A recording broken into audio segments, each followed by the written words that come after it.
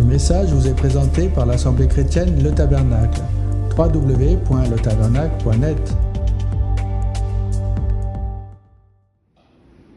Que votre roi vous a donné autorité pour régner dans ce monde, parce que le monde dans lequel est Jésus est au-dessus du monde dans lequel nous marchons. Et Jésus a dit, vous n'êtes pas du monde, mais vous êtes dans le monde. Vous n'êtes pas de ce monde, mais vous êtes dans le monde. Et mon royaume n'est pas d'ici.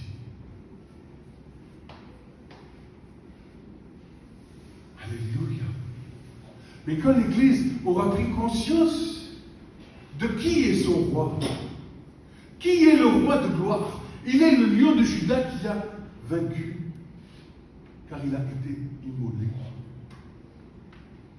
sur cette croix qui nous a rendus dignes d'appartenir à ce royaume éternel. Royaume éternel qui n'est pas de ce monde.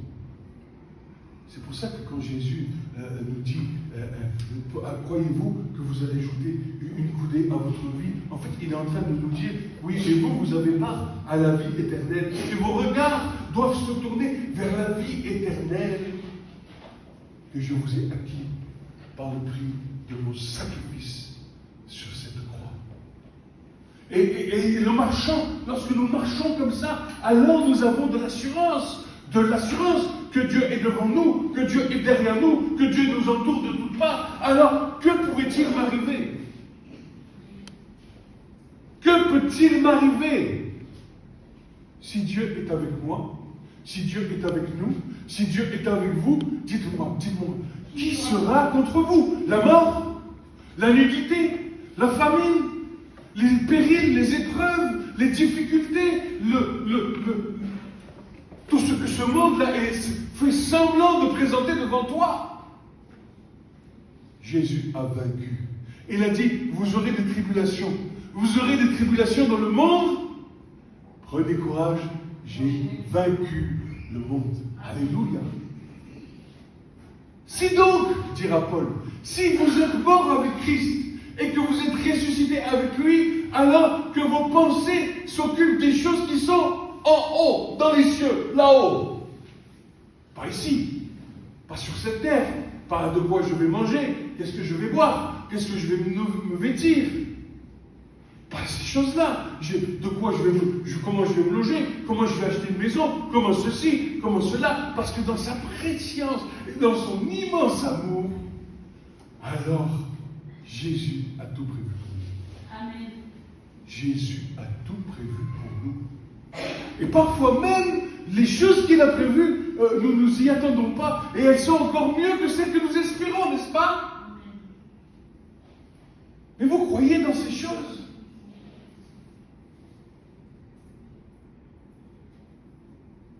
Vous savez, quand nous venons ici, nous avons part au royaume de Dieu.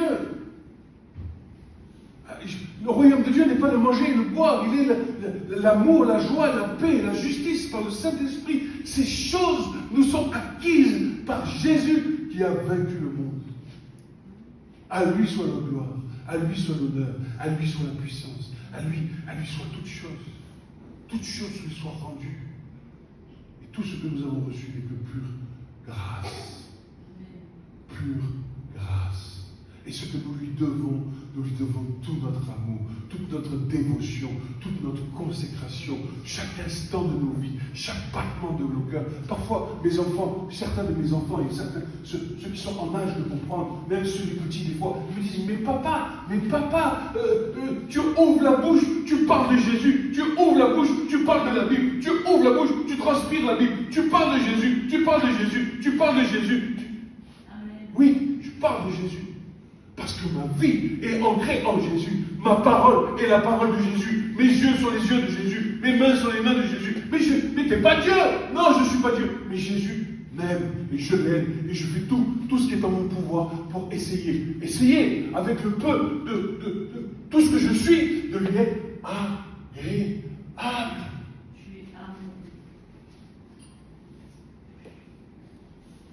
Mais pour en arriver là, il faut que tu fasses une rencontre personnelle avec le Christ.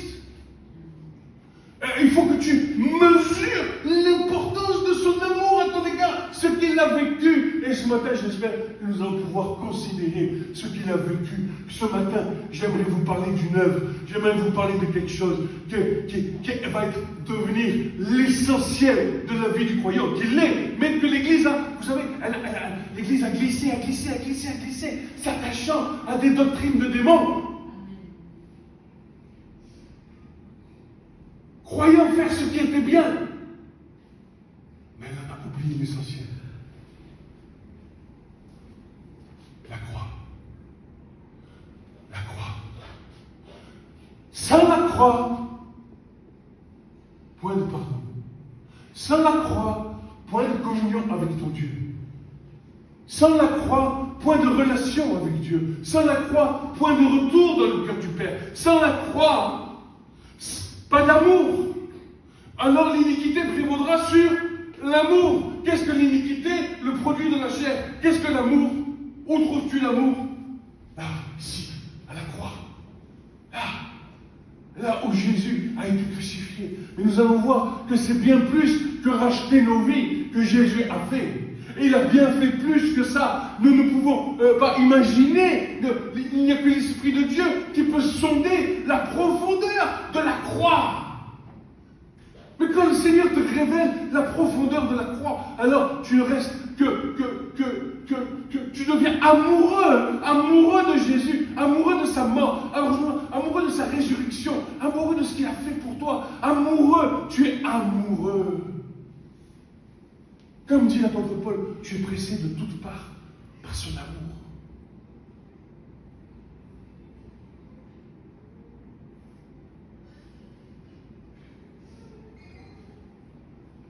Il n'y a que là. Écoute, dans ta marche, si tu as un problème avec ta marche, si tu n'es pas amoureux de Jésus, je t'invite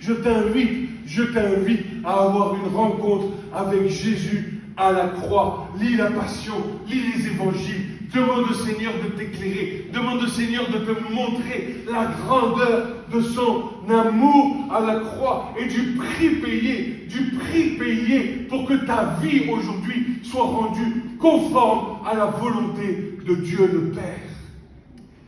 De Dieu le Père. Tu peux prier, tu peux crier, tu peux chanter, tu peux louer, tu peux faire toutes sortes de bonnes choses, mais si tu n'es pas passé par la croix, si tu n'as pas considéré dans la profondeur de ton cœur la grandeur de la croix, écoute-moi mon frère, ma soeur, tu manques de quelque chose. Amen. Et si je te manque quelque chose, alors Dieu pourvoit à tous nos besoins. Et le plus grand besoin dont nous avons besoin de passer par la repentance. Nous avons besoin de jeter par-dessus nos mensonges. Les mensonges. Nous sommes des menteurs. Et le Père n'est pas content à cause de ça. Et le Père ne permettra pas que l'onction du Fils descende au milieu de nous si nous sommes des menteurs.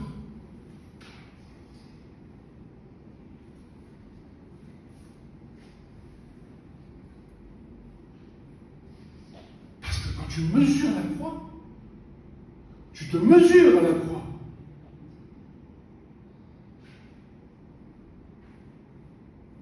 La croix est ce qui va faire que les saints vont être persécutés. La croix est le seul lieu, le seul endroit qui va faire la différence dans ce monde par rapport à ce qui est en train de monter. Un autre sujet que je mets à part, ce n'est pas le sujet ce matin, mais le Seigneur m'a parlé clairement, très clairement. Il m'a montré des choses que je dis, mais Seigneur, mais si nous prêchons la croix, nous allons mourir. Parce que la croix n'est pas inclusive, elle est exclusive. Et si celui qui prêche la croix dit il n'y a point d'autre salut que dans celui, le nom qui a été donné en dessous des cieux et sur la terre, celui de Jésus qui est mort et qui est ressuscité pour nos péchés, qui est mort pour nos péchés, qui est ressuscité pour nous amener auprès du Père, alors la pensée de ce monde-là, va se tourner vers toi. Là, le petit prédicateur, là, qui prêche la croix et qui te dit non, non, non, non. Ta religion ne te conduit pas à Dieu. Ton judaïsme ne te conduit pas à Dieu. Ta chrétienté ne te conduit pas à Dieu. L'islam ne te conduit pas à Dieu. Le bouddhisme ne te conduit pas à Dieu. Ces religions ne conduisent pas à Dieu. Celui qui conduit à Dieu, c'est Jésus-Christ crucifié pour tes péchés. Tu as besoin de te repentir. Et si tu te repens, alors il y a un abondant pardon auprès du Père qui va te recevoir dans son immense amour. Et c'est le seul chemin. Je suis le chemin, la vérité et la vie. Nul ne vient au Père s'il ne passe par moi, dira Jésus.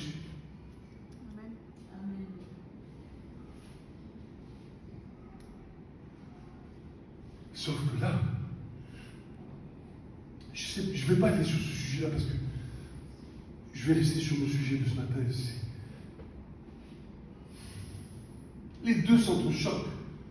Mais je vous dis, méfiez-vous. Les instructions de Jésus sont ne soyez pas séduits. Et je le dis parce que moi-même, je suis passé par là. Et un frère m'a repris, m'a dit, mon frère, attention. J'ai dit, oui, tu as raison, frère. Oui, tu as raison, frère. Et le Seigneur m'a montré. Il m'a dit, la croix. Et je me réveille dans la nuit et j'entends une voix audible qui me dit, je veux que mes serviteurs prêchent la croix. Toutes ces bonnes pensées, toutes ces bons humanismes, toutes ces pensées qui nous font croire que nous allons avoir la paix dans le monde parce que les religions s'entendent entre elles et qu'il y a une harmonie, soi-disant, parce que les religions sont toutes basées dans la paix, parce que, soi-disant, il faut avoir un dialogue cohérent, une harmonie, une cohérence, une coexistence avec les autres religions, mais Jésus-Christ n'est pas venu faire une religion. Jésus-Christ est venu amener l'homme à reconnaître l'amour du Père pour sa nature, pour sa propre création, créée à l'image du Père, mais le péché a tout défiguré. Et Dieu, dans sa préscience, avait un plan déjà établi de bien d'avance, connaissant la faiblesse de la chair et de l'humanité. Quand il t'a créé, quand tu as été créé, toi, en tant qu'être humain, à l'image de Dieu, il connaissait la faiblesse et la ruse de Satan. Et il avait préparé le plan de rédemption qui a été manifesté. Ou, dis-moi, dans ta pensée? Non, là-bas, à la croix. À la croix.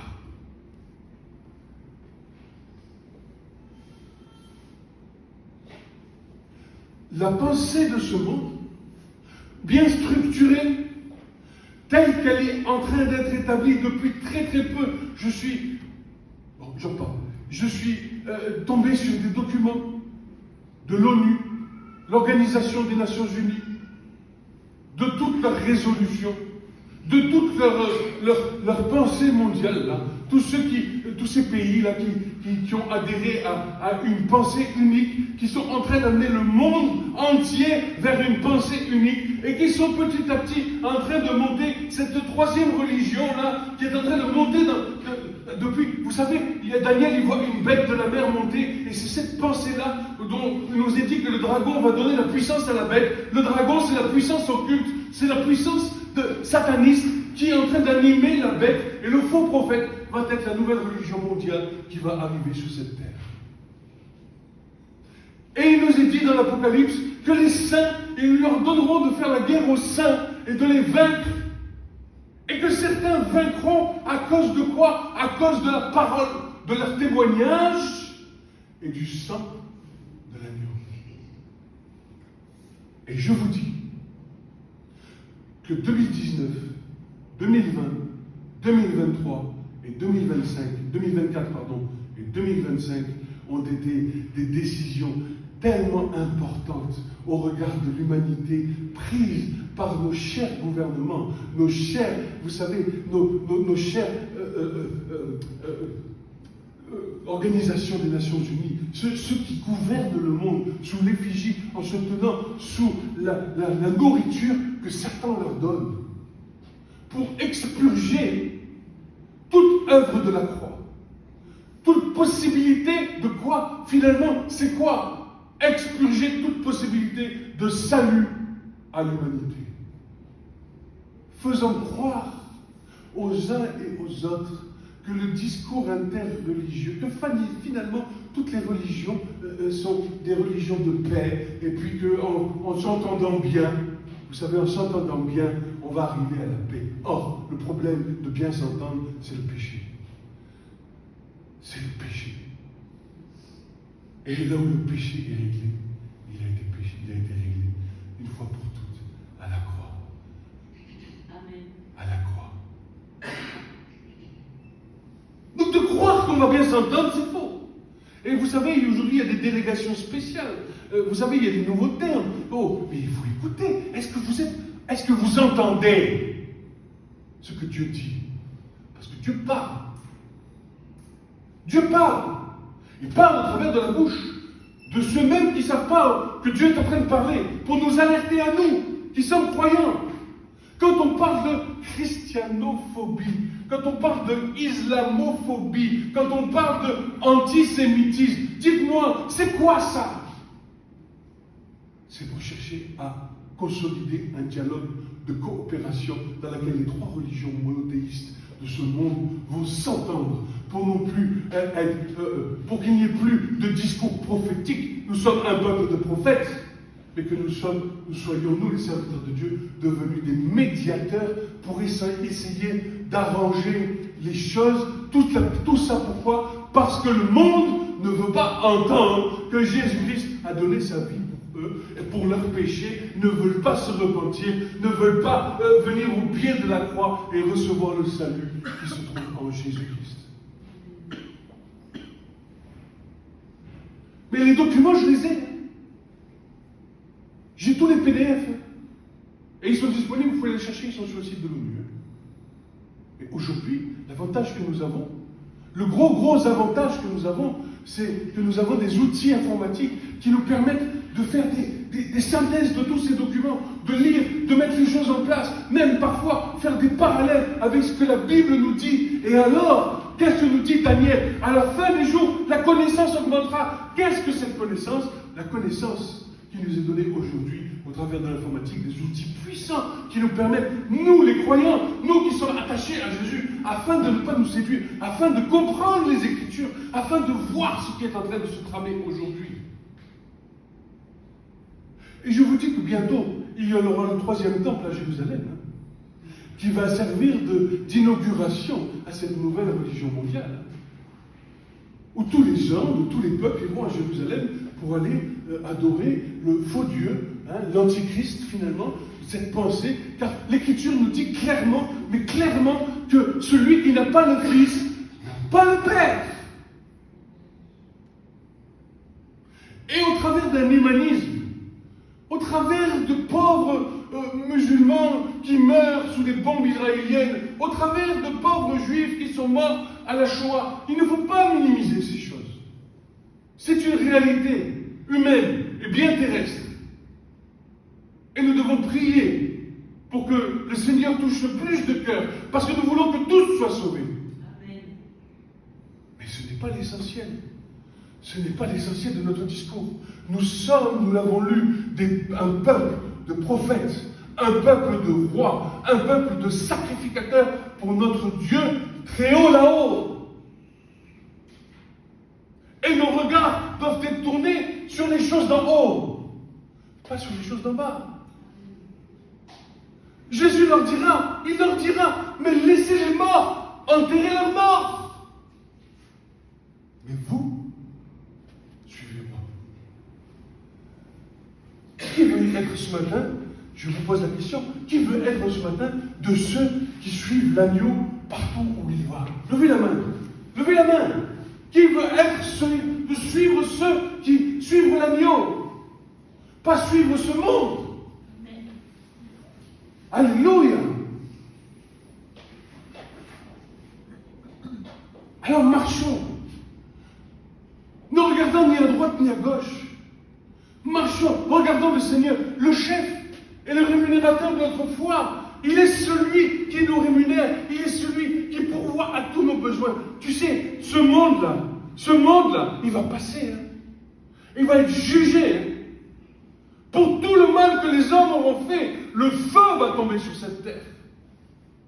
Et alors tout ton temps là, passé à faire des banderoles, des manifestations, des ceci et des cela, tout ce temps-là, c'est du temps inutile qui ne te serviront pas à marcher avec le Seigneur pour te retrouver droit devant le Seigneur et avoir un cœur purifié, un cœur qui plaît à Dieu. J'ai fait on a partagé quelque chose avec mon épouse ce matin, hier soir. Et au travers d'une vidéo que j'ai vue, il y a un cadeau que Dieu nous a fait, c'est le temps. Notre temps. Le temps. Un temps que tu ne peux pas racheter. Un temps qui passe. Un temps qui file. Un temps qui court. Un temps que je dis une parole là, et elle est déjà derrière moi. Et je disais, je regardais dans cette vidéo, le titre c'est « Comment être un bon leader ».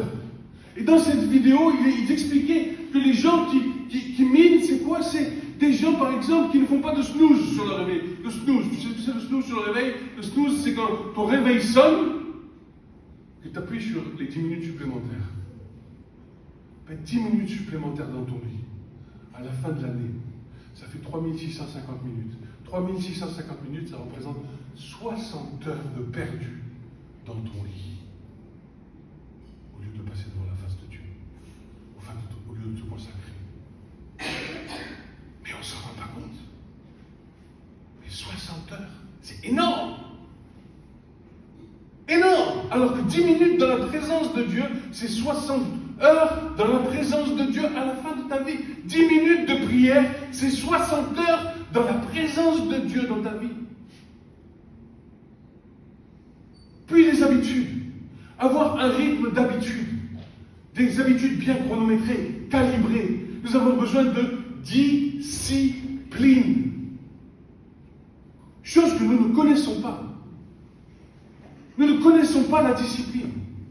Nous vivons, et moi le premier, le jour le jour. Voilà ce qui se passera demain, voilà ceci, voilà cela. Sauf que si on met tous les éléments bout à bout, on se rend compte qu'au bout d'une année, c'est un temps astronomique de gaspillage. Et après on dit, j'ai pas le temps. Mais le temps me file entre les mains. Les jours passent, j'ai rien fait. Mais c'est parce que notre temps qui nous est accordé, et à nous, en tant qu'enfants de Dieu, alors que ce temps devrait être consacré aux autres, c'est du temps que nous gaspillons. Nous gaspillons ce temps. Et c'est pour ça que je dis, nous avons besoin de repentance. Nous sommes des menteurs. Nous sommes des menteurs. Et il faut le dire.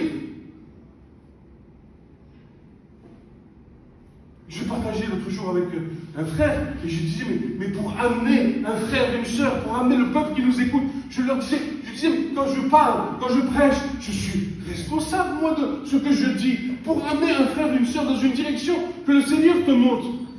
Regarde, une prédication, c'est 1 heure. 1 heure, une prédication. Avec Hugo, on partage une prédication sur 2. Soit, pas de problème. 26 heures dans l'année. 26 heures, mon frère, ma soeur, mais 26 heures dans une année où il y a 360 jours qui en font 24. Comment tu veux amener la direction que Dieu te donne pour une personne, pour 2 ou pour 3 ou pour 5 ou pour 10, pour toi-même? Comment tu peux t'amener à la perfection en Christ à laquelle nous sommes tous appelés? C'est pas possible. Ça ne marche pas. Tu n'y arriveras pas. C'est pour ça que Dieu nous demande de la consécration. Pas seulement le dimanche. Le lundi, mardi, mercredi, jeudi, vendredi, samedi, dimanche. Tous les jours. Et je déplore aujourd'hui l'Église, son manque de zèle pour ma propre vie. Dieu soit loué que le Seigneur a ranimé le zèle. Merci Seigneur. Mais j'ai demandé, j'ai pleuré, j'ai crié. J'ai dit, Seigneur, le zèle que j'avais quand tu m'as touché, je veux le même aujourd'hui. Je veux que tu me relèves. Je ne veux pas faire semblant. Parce que nous sommes des élus. Nous sommes précieux. Tu comprends que tu es précieux aux yeux de Dieu. Vous êtes tous précieux. Et on manque de reconnaissance des uns envers les autres. Moi, je partageais avec un frère, il me disait, mais moi un jour, si tu me vois là, me baisser pendant que tu es en train de prêcher là, et je te nettoie tes chaussures, tu vas me dire, mais qu'est-ce qui se passe? Mais parce qu'il reconnaît qu'il y a le don de grâce. Nous sommes des dons les uns pour les autres. Nous devons prendre soin les uns pour les autres. Reconnaître ce que Dieu a donné au milieu de nous. Nous reconnaître les uns les autres. Prendre soin les uns des autres. Nous sommes des cadeaux, des dons, les uns pour les autres pour Dieu. Et les dons de grâce, nous sommes précieux.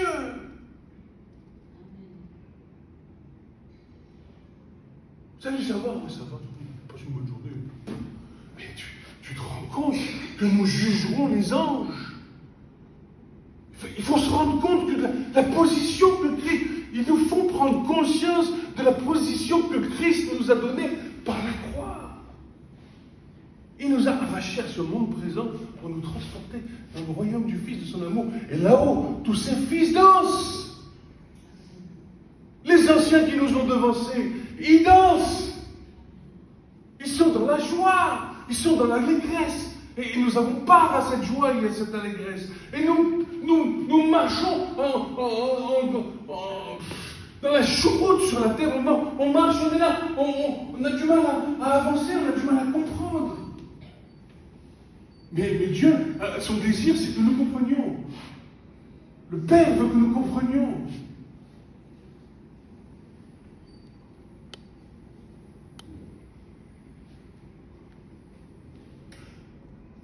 Un verset nous dit, Seigneur, apprends-moi à bien compter mes jours. Apprends-moi à bien compter mes jours. Les enfants, demandez à Dieu d'apprendre à bien compter vos jours. À quoi vous les utilisez vos jours? À jouer? À la console? À regarder des dessins animés? Toutes ces choses sont bonnes. Toutes ces choses ne sont pas mauvaises en soi. Mais on a une espérance que les autres n'ont pas. L'espérance de la vie éternelle. Et nous marchons dès à présent vers la vie éternelle. Nous marchons vers la vie éternelle. Nous marchons pour ce qui sera demain. Parce que je ne sais même pas si demain je vais me lever. Je ne sais pas. Quand tu arrives là sur cette terre, il y a déjà un jour marqué où tu vas falloir que tu repartes. Et la première question qui te sera posée, as-tu reconnu le Messie? As-tu reconnu Jésus comme ton Sauveur et comme ton Seigneur? Parce que l'un ne marche pas sans l'autre. L'un ne marche pas sans l'autre. S'il est ton Sauveur, il devient automatiquement ton Seigneur. S'il est ton Seigneur, alors tu portes du fruit. Tu portes du fruit de la gloire de son royaume. Si nous disons faire une seule et même plante avec lui, alors les valeurs que nous transportons ne sont plus les valeurs de cette terre, mais ce sont des valeurs qui sont d'en haut, du ciel. La bonté, l'amour, le pardon, la miséricorde, la discussion. Il n'y a pas d'animosité. C'est une vie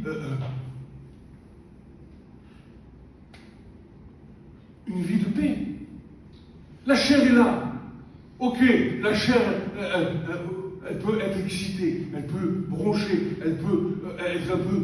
Mais au fond, autant dans ton cœur, tu es honnête devant Dieu. Tout va bien. Je sais, Seigneur, que j'ai peut-être trébuché, Seigneur, pardon. Mais je sais que... On l'a chanté tout à l'heure. J'entends ta voix. Je connais ta douce voix, Seigneur. Mais quelle grâce nous avons! Mais quelle grâce nous avons! Nous avons la grâce de connaître la douce voix du Seigneur, si du moins, je dis bien, si du moins, nous la connaissons vraiment.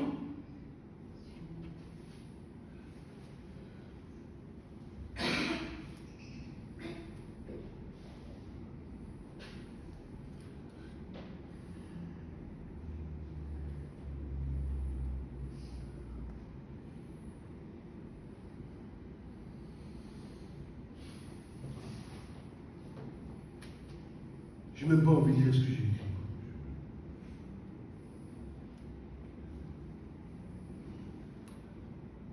Je vais vous lire un verset.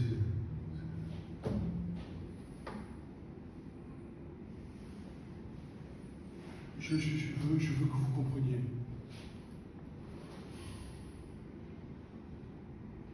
Vous savez, c'est difficile pour moi. Et je veux m'excuser par rapport à mes enfants. Parce que c'est difficile pour moi. Parce que quand tu arrives à une communion avec Dieu, la seule raison, les seules pensées qui t'animent sont celles de Dieu. Et quand tu parles avec tes enfants, eux, ils n'ont pas rencontré Jésus. Ils comprennent, mais ils n'ont pas la vision. Ils ne comprennent pas en fait, ils comprennent, mais ils ne comprennent pas. Mais nous savons que la vérité est là-haut. Elle est en nous. Et parfois, ça crée des tensions, ça crée des disputes, parce que nous ne parlons pas le même langage. Il y en a un qui parle le langage céleste, et l'autre parle le langage terrestre. Et quand ces deux choses se confrontent, regardez ce qui s'est passé. Regardez ce qui s'est passé. Quand le céleste est rencontré le terrestre, où est-ce que ça a amené Jésus? À la mort. À la mort. Et quand le céleste rencontre le terrestre, il faut que celui qui est encore sur la terre passe par la mort. C'est comme s'il y a une main qui passe au travers des cieux, qui te prend la main, et pour que tu repasses au travers de l'eau, c'est le baptême. Quand tu repasses au travers de l'eau, il y a la mort. Et de l'autre côté, tu laisses la vie, la vieille nature, de l'autre côté de l'eau. Quand tu repasses dans l'eau, dans l'air, tu reviens à la vie. Mais tant qu'il y a cette séparation des eaux d'en haut et des eaux d'en bas, tant qu'il y a cette séparation, ça devient très très difficile. Et parce que toi, tu as la connaissance des choses qui sont bonnes, justes, saintes, agréables, pures, agréables à Dieu, et en bas, tu souffres. C'est pour ça que Paul dit, c'est pour ça que tu vois l'autre en bas souffrir, c'est pour ça que Paul nous dit, ayez les souffrances, que vous ayez les souffrances de Christ. Je n'ai rien, si du moins vous souffrez. Mais oui, nous souffrons. Nous souffrons parce que nous sommes passés de la mort à la vie, et lorsque nous marchons, et que surtout quand ce sont des gens de nos familles, des enfants ou des proches, c'est difficile de les voir souffrir. Parce que la souffrance selon le monde conduit à la mort, nous dit l'Écriture, tandis que la souffrance selon Jésus nous conduit au doux fruit paisible de la justice. Alléluia! La justice qui est en haut dans les cieux, pas la justice de ce monde. C'est à ça que nous sommes appelés. Et là où j'ai été très éclairé concernant l'œuvre de la croix, c'est le livre des Colossiens. Je ne sais pas si vous avez déjà lu le frère là-bas, je sais qu'il connaît celui. Colossiens. Les Colossiens, c'est magnifique. Alors je vous lis.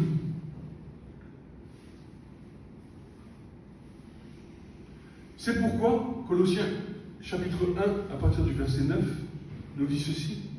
C'est pourquoi vous aussi, depuis le jour où nous avons ouï parler, nous ne cessons pas de prier et de demander pour vous que vous soyez remplis de la connaissance de sa volonté en toute sagesse et intelligence spirituelle, pour marcher d'une manière digne du Seigneur, pour lui plaire à tous égards.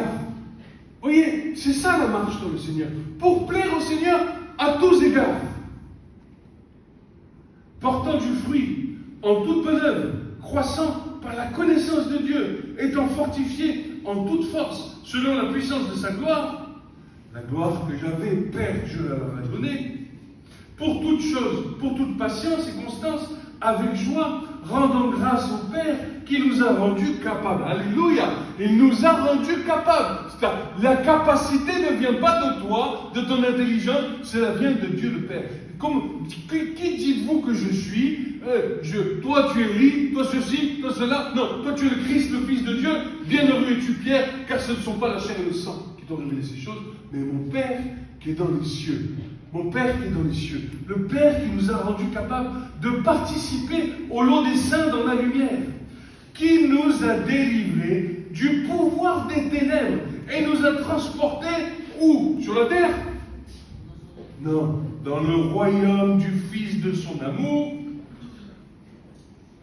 en qui nous avons la rédemption, c'est-à-dire le pardon, la rémission des péchés, alléluia. Lui, le Fils de son amour, qui est l'image du Dieu invisible, le premier-né de toute la création, car par lui, alors là, il y a une petite faute de traduction, c'est pas par lui, mais en lui, écoute bien, en lui ont été créées toutes les choses qui sont sur la terre, les choses visibles, les choses invisibles, soit trône, soit seigneurie, soit principauté, autorité, toutes les choses ont été créées par lui et pour lui, et lui est avant toutes choses, et toutes choses subsistent par lui, lui qui est le chef du corps de l'assemblée, le commencement, le premier d'entre les morts, afin que toutes choses, il tienne la première place, car en lui, toute la plénitude, écoute bien ces mots, c'est important, toute la plénitude, c'est plus à habiter, et par lui, à réconcilier toutes choses avec elle-même, ayant fait la paix par le sang de sa croix, par lui, soit les choses qui sont sur la terre, soit les choses qui sont dans les cieux. Écoute bien, Église, Jean nous dit quoi? Quand j'ai compris ça, je suis tombé de ma chaise. Jean nous dit, et la parole a été faite chair. Et nous avons reçu grâce sur grâce. Mais j'ai dit, mais Seigneur, toutes choses ont été créées en toi. Toutes choses ont été créées par toi. Mais dis-moi, la parole a été faite chair. Bereshit bara. Au commencement, Dieu créa. Et Apocalypse et Amen. La parole a été faite chair. Jésus est allé jusqu'à la croix. Mais qu'est-ce qu'il a fait? Les mondes, la terre, tous les mondes, tout ce que Dieu a créé, tout ce qui était en lui, quand Jésus meurt à la croix, il y a tout qui meurt à la croix. Et quand Jésus ressuscite, il y a tout qui ressuscite en gloire. En fait, il n'a pas seulement racheté nos péchés, il n'a pas seulement racheté l'homme, mais il a racheté l'intégralité de sa création. Alléluia! Alléluia! Il est mort, la terre est morte, le péché, la difficulté. Tu travailleras à la sueur de ton front, ta femme elle enfantera avec douleur, la terre croissera des épines. Tout ça, les malédictions, tout ce qui a été prononcé dans la parole de Dieu, toutes les prophéties, tout ça, Jésus dans sa vie, alléluia, il incarne toutes ces choses. Où est-ce qu'il va? Là-bas, à la croix, par amour pour toi. Alléluia, toute la terre est remplie de sa gloire parce qu'il ressuscite. Et en ressuscitant, il te ressuscite. Toi, il ressuscite cette terre, il ressuscite les cieux, il purifie tous les lieux célestes par son sang, les autorités, les dominations, les principautés, les esprits méchants, tout ça, Satan, à la croix, a été vaincu. Alléluia. C'est pour ça que nous avons une autorité particulière. C'est pour ça que nous avons une autorité particulière. Et que ton travail ne devient plus un fardeau. Et que ton enfantement ne devient plus un fardeau. Et que grâce sur grâce, sur grâce, sur grâce, sur grâce. Alléluia. Et quand j'ai compris ça, j'ai dit Jésus, mais la grandeur de la croix. Je me souviens d'un frère ici, je ne sais plus si c'était Pélan ou ton père, qui avait dit, mais l'œuvre de Christ, elle est cosmique. Cosmique. Elle dépasse tout.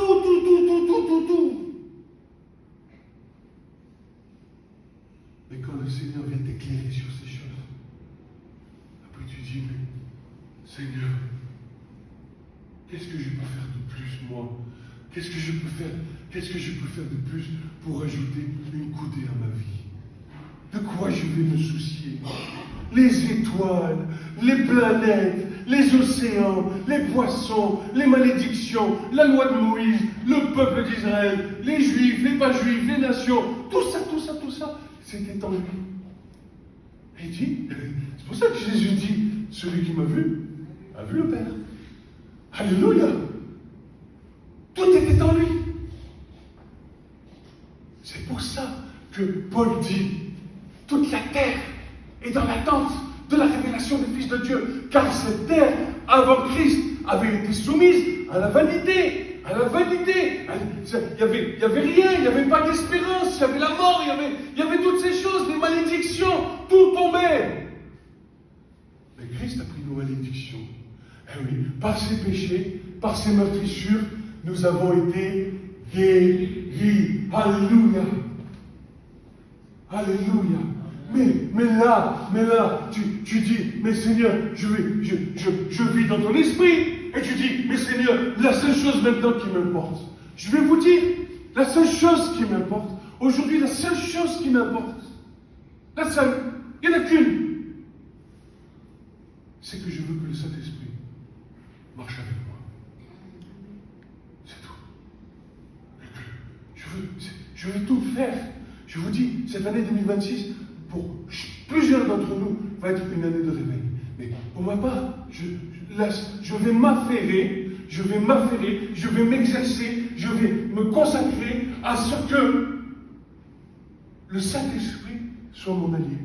Il se plaise à habiter en moi. Je ne veux plus l'effrayer. Je veux que quand je parle, le Saint-Esprit atteste. Je veux que quand je touche, le Saint-Esprit fasse l'œuvre. Que quand je vois, le Saint-Esprit fasse. Je veux marcher avec le Saint-Esprit. Je veux qu'il soit ma lumière. Je veux qu'il soit mon arrière-garde. Je veux être rempli du Saint-Esprit, que ma coupe déborde. Je suis transplanté, planté en haut dans les cieux là-haut. Que ma sève, je ne l'attire pas d'un cep terrestre, mais d'un cep céleste. Et je laisserai le Seigneur couper les branches. Tu sais, moi, j'ai pas de problème avec ça. Ça fait déjà des années qu'il le fait avec moi. Je sais par quoi je passe. Donc, je n'ai pas de problème avec ça. Mais que le Seigneur vraiment vous bénisse. Mais passez du temps dans sa présence. Priez, mettez-vous à genoux. Seigneur, voilà, Seigneur, je ne comprends pas toutes ces choses, Seigneur. Aide-moi. Et là, dans le secret de ta chambre, là, tu as une pensée qui vient se poser sur ton cœur. Et la révélation vient. Ce n'est pas dans le brouhaha de ta vie de tous les jours que tu vas avoir des révélations. Mais ces révélations, elles sont là pour faire quoi? Pour faire grandir Christ dans ta vie. Amen. Car le but, c'est quoi? Éphésiens 4, hein? Dieu a donné des ministères, des apôtres, des prophètes, des pasteurs, des docteurs, des évangélistes. Pourquoi? Afin de grandir à la plénitude de Christ. Soit que je meure, soit que je vive, Christ est en moi. Amen. Le monde est préférable, mais il est préférable. Et je comprends quand Paul dit, mais il est préférable que pour l'amour de vous, je reste encore du temps pour continuer de former Christ en vous. Si je pars tout de suite, je suis avec Christ. Mais si je suis plus là, le don que Dieu a fait de moi, pour vous, je suis plus là pour vous former. C'est ce que dit Paul. Et mon désir, c'est que vous arriviez tous à la stature parfaite de Christ. Tous. Parce que nous, pas toi tu partiras, Déborah, hein? Pas toi, Babette, hein? Nous partirons tous ensemble. Les morts en Christ ressuscitent en premier. Nous, les vivants, sommes changés en un instant. Mais nous ne serons changés que si nous sommes arrivés à ne plus vivre selon le train de ce monde, mais vivre selon les lois célestes, les lois spirituelles. Paul le dit. Il dit ces choses, il dit, mais nous savons que la loi, elle est bonne, elle est juste, elle est sainte, elle est pure, elle n'est pas mauvaise en soi. Sauf que la loi est là pour nous faire comprendre que la chair est incapable d'obéir à la loi. Mais c'est que par l'esprit, frère, aime bien le mot, par l'esprit, nous obéissons, nous marchons, nous établissons la loi. Cette loi qui est spirituelle, cette loi qui a autorité, cette loi qui chasse les démons, cette loi qui guérit, cette loi qui a autorité dans le monde spirituel. Nous obéissons donc à la loi, non plus par contrainte, mais par amour. Par amour pour Jésus.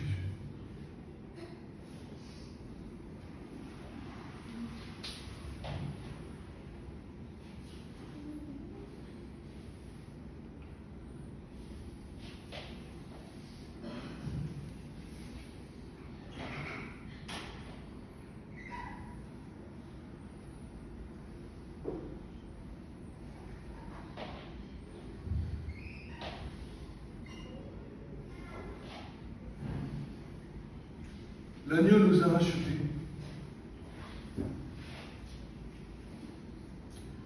Il nous a rachetés pour Dieu. Il ne nous a pas rachetés pour que nous continuions de marcher dans ce monde à la manière des hommes. Moi, le Seigneur m'avait parlé, et vous savez, je ne sais pas si ça vous fait ça, le Seigneur vous parle sur un passage de l'Écriture. Il y a longtemps, et vient le temps, il met en face de toi les passages sur lesquels tu avais enseigné avec un certain temps. Et moi, c'était Élie, le prophète Élie. Les ténèbres, les Baals, tout ça. Mais il y a peu de temps en arrière, je me sentais seul. Mais seul, je pleurais vers Dieu. Je dis, mais Seigneur, mais où est-ce qu'ils sont? Tu dis qu'il y a 7000 hommes qui n'ont pas fléchi devant les genoux devant Baal, mais ils sont où ces gens? Je contestais avec Dieu. Puis Dieu me dit, va en Israël, tu vas voir, il va y avoir des pasteurs, tu verras. Je ne savais pas, je l'ai compris après. Et le Seigneur a permis des connexions.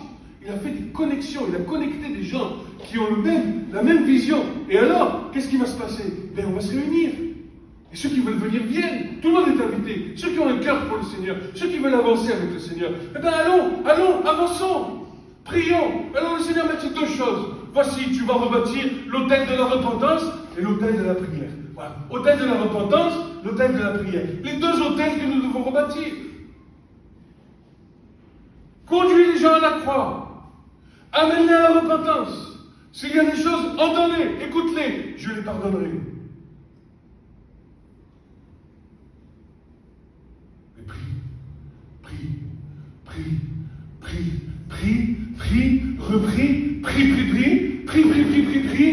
encore repris.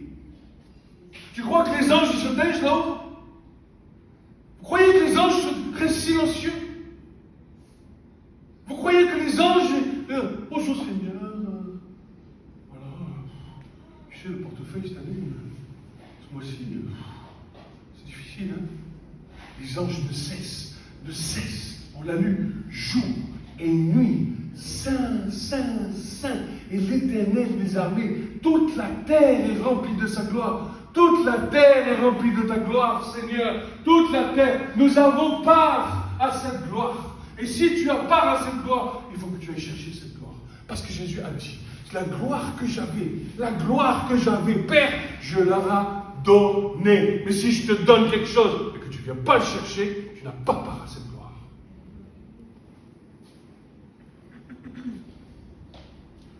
Réveille-toi, toi qui dors. Réveille-toi d'entre les morts et le Christ luira sur toi. Le Christ luira sur toi. Mais nous devons chercher Christ. Nous devons chercher Jésus. Nous devons arrêter de nous morfondre. J'en ai marre. Il y a un feu qui brûle. Le feu de son amour. Le feu de l'amour que nous lui devons. Toute la création, écoute bien, la création, ce que tu vois, mais ce que tu ne vois pas, était en Christ. Il est mort à cause de ton péché. Il est mort. Et pas seulement mort, sinon ce serait un Bouddha, ce serait un Krishna. Hein? Parce qu'ils sont tous morts, ceux-là. Hein? vivant au siècle des siècles. Amen. Et il a dit, je serai avec vous jusqu'à la fin du monde. Alléluia. Alléluia. Mais saisissons-nous de cette gloire. Mais saisissons-nous de cette chose, mon frère, ma soeur. Ne laissons pas passer ce cadeau. Ce cadeau auquel nous n'avons pas. Vous savez, le propre de l'Église, je crois aujourd'hui, tu sais, même le Seigneur m'a parlé, il m'a dit, mais même mes serviteurs là, qui se sont égarés là, j'ai besoin d'eux. J'ai besoin d'eux. Je les ai élus, ils sont pasteurs, ils sont ceci, ils sont cela, j'ai besoin d'eux. Et je crois que par la prière, pour ceux qui sont connectés, qui ont la même pensée, la même vision, si nous prions, si nous demandons, parce que qu'est-ce que c'est qu'un pasteur qui délivre? Qu'est-ce que c'est qu'un pasteur qui s'en va et qui fait quelque chose? Qu'est-ce que c'est? C'est qu'il s'est laissé séduire. Mais il est un être humain, comme moi, comme toi, comme un autre. Pourtant, il n'a pas été gardé, parce que peut-être que personne n'a prié, peut-être parce qu'il est critiqué, peut-être parce que des paroles mauvaises sont sur lui, et parce qu'il est seul. Les pasteurs sont seuls. Ceux qui dirigent sont seuls. Et nous devons nous couvrir les uns les autres. Nous couvrir les uns les autres. Nous devons faire une rempart, un mur de prière pour les serviteurs que Dieu a donnés. Il les a donnés. Et soit nous sommes criblés comme le froment par Satan. Et heureusement, Jésus a dit à Pierre, moi j'ai prié pour toi afin que ta foi ne défaille point, n'est-ce pas? Afin que ta foi ne défaille point. Mais si les serviteurs entre eux, et si les brebis comprennent qu'au lieu de critiquer un pasteur, critiquer un responsable spirituel, critiquer un apôtre, critiquer un prophète, ce sont des gens qui ont glissé, ils n'ont pas forcément fait des alliances avec les ténèbres. Ouais, ça y est, non, c'est pas ça. Ils se sont laissés séduire. Ils ont glissé. Satan les a. Parce qu'il faut comprendre une chose. Je vous le dis, nous, les serviteurs de Dieu, ceux qui servent là, ceux qui vous donnent la parole, ceux qui veillent sur vos âmes, nous sommes des cibles prioritaires pour Satan. Parce que vous êtes en devenir une puissance contre son royaume. Donc Satan veut nous désinguer, il veut nous saquer. Et la seule chose que Dieu nous a donnée pour nous garder, c'est la prière, l'onction, le sang de l'agneau. Que vous soyez tous animés d'un même sentiment, qu'il n'y ait point parmi vous de jalousie, de mauvaises paroles, de mauvaises choses. Pourquoi? Parce que nous avons été appelés. Dieu il m'a donné pour vous. C'est pas moi je m'en fous. J'ai dit à Katia, j'ai dit, mais chérie, on reste chez nous. Hein. Moi, je n'ai pas besoin. Et je réponds comme Jésus a dit, mais tout ce que vous aurez fait, vous dites, je suis un serviteur inutile, mais ce que vous avez fait, vous l'avez fait parce que vous étiez obligé de le faire. Et si moi je fais une heure de route aller le dimanche, je viens le samedi, le vendredi et tout ça, c'est parce que 1, j'aime le Seigneur, 2, je vous aime, et 3, je n'ai pas le choix. Et quand je ne viens pas, le Seigneur me reprend. Tu n'es pas là où je t'ai demandé d'être. Et des fois, je conteste avec Dieu. Des fois, je combats. Des fois, je me rebelle. Et quand je me rebelle, bien sûr, j'ouvre une porte à Satan, qui n'hésite pas à rentrer et faire des dégâts. Donc, tout ça pour vous dire, même pour Hugo, il ne faut pas croire, Hugo aussi, il est aussi responsable que de ce qu'il dit, que ce que moi je dis. Hein. Et nous devons rendre des comptes à Dieu. On rendra tous des comptes de tout ce qu'on a dit. Je disais à mon père, j'ai dit, tu sais, papa, c'est pas rien ce que le Seigneur m'appelle, c'est la responsabilité de toutes les âmes qui m'entendent. Donc j'ai intérêt à faire attention à ce que je dis. Parce que j'ai la responsabilité de ce qu'ils entendent.